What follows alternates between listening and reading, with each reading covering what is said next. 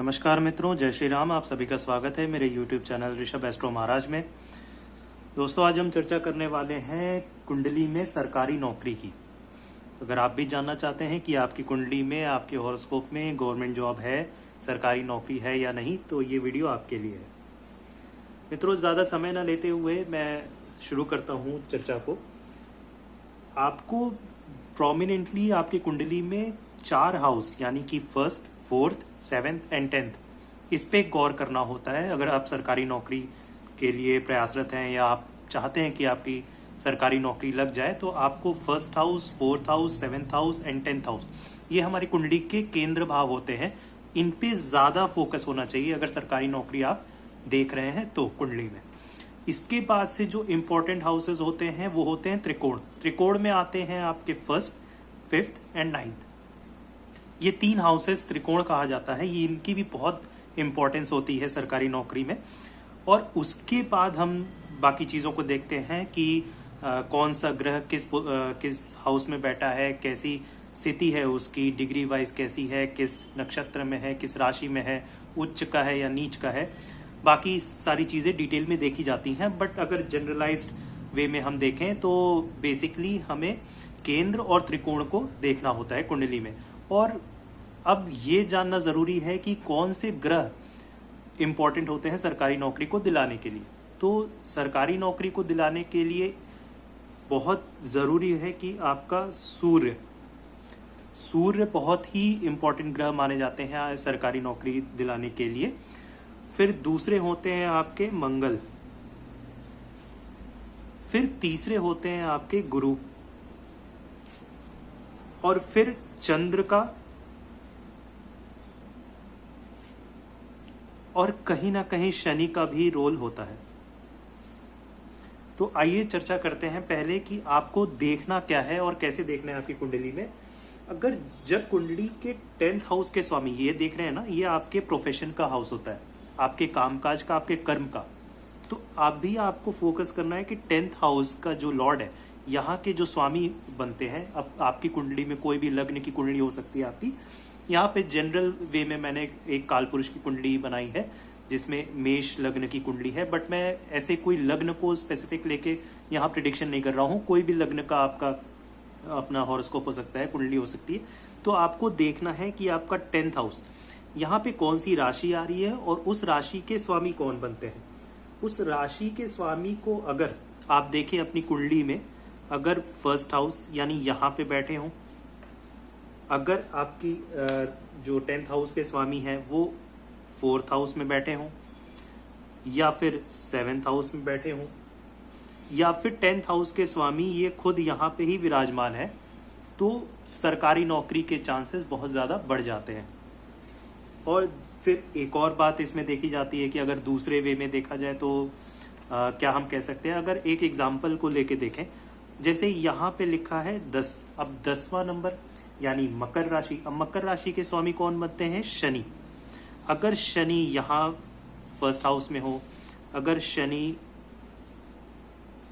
यहाँ 4th house में हो, शनि 7th हाउस में हो, या शनि खुद 10th हाउस के लॉर्ड होके 10th हाउस में विराजमान हो जाए, तो सरकारी नौकरी के चांसेस बढ़ जाते हैं। अगर वही आप यहाँ पे कोई और ग्रह का एग्जाम्पल ले सकते हैं, यानी कि कोई और राशि का एग्जाम्पल ले सकते हैं आप।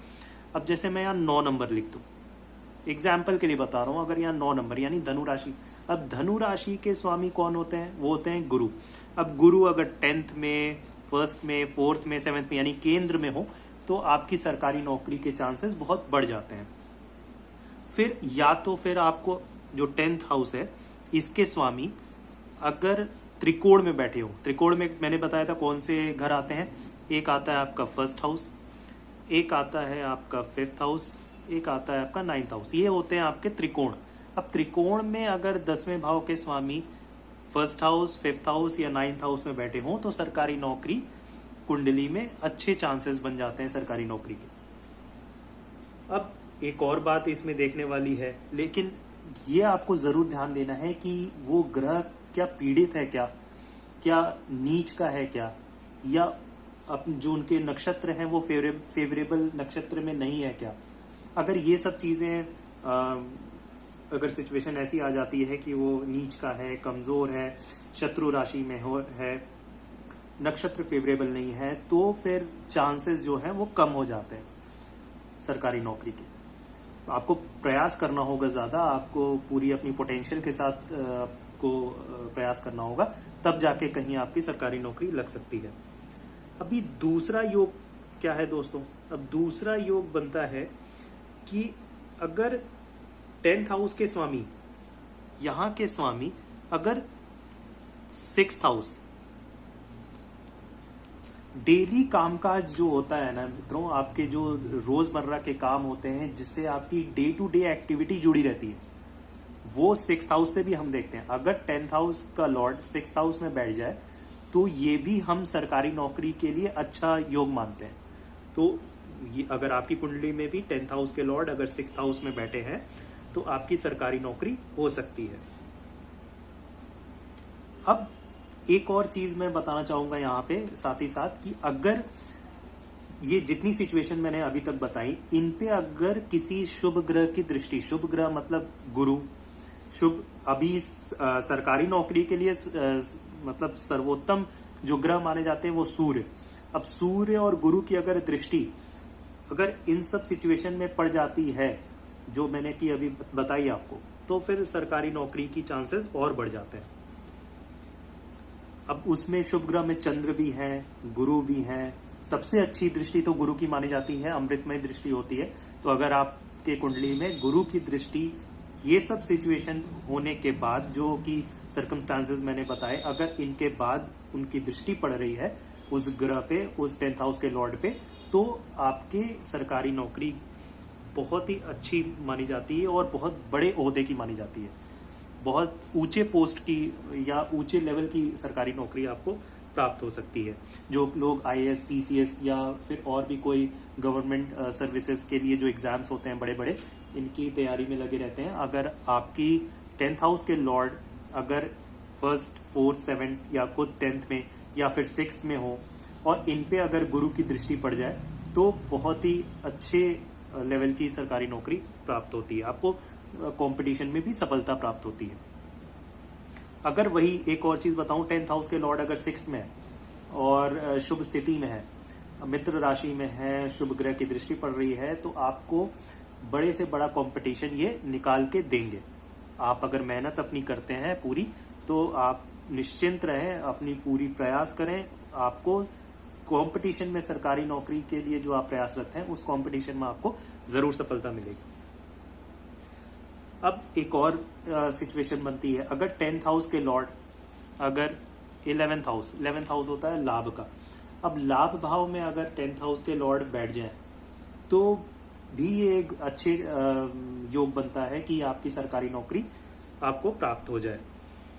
मुख्यतः मैं जैसा कि मैंने बताया कि सूर्य, चंद्र, मंगल, गुरु, शनि, ये आपकी सरकारी नौकरी के लिए रिस्पॉन्सिबल होते हैं। शनि अगर सरकारी नौकरी आपको दिलाता है तो वो एक अथॉरिटी वाला एक आपका जॉब नेचर होगा। आप कंट्रोलिंग, जहाँ पे आपके लोगों को आपको कंट्रोल करना पड़े, मतलब आप एक अथॉरिटी वाली पावर जो होती है वो आपके पास, वैसी जॉब का नेचर आपके पास होगा।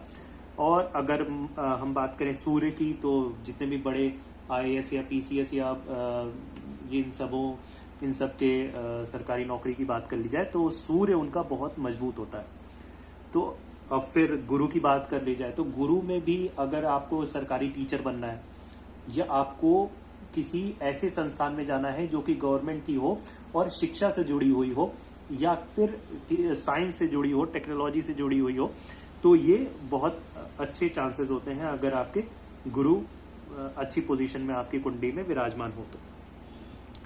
अब अगर बात कर ली जाए कि कौन से ग्रह अगर प्रोमिनेंट हैं आपकी कुंडली में इन सब भावों में, तो ये किस प्रकार के आपको सपोर्ट करेंगे आपकी सरकारी नौकरी में। अगर बात कर ली जाए सूर्य की, अगर सूर्य लग्न में विराजमान हो और अपनी फेवरेबल राशि, मित्र राशि, स्वयं की राशि या उच्च की राशि में विराजमान हो, तो आपको ये सरकारी नौकरी तो दिलाएंगे ही, लेकिन साथ ही साथ आपको एक बड़े पॉलिटिशियन, मतलब आपको पॉलिटिक्स में भी आपको ये बहुत अच्छी सफलता दिला सकते हैं।